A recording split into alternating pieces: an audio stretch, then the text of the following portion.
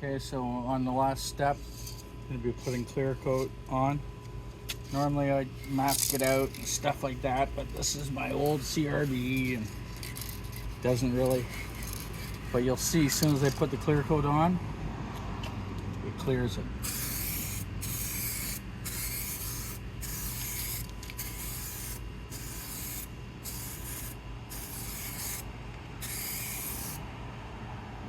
See how you can see into that light now? Obviously more light's going to come out too. So a couple coats of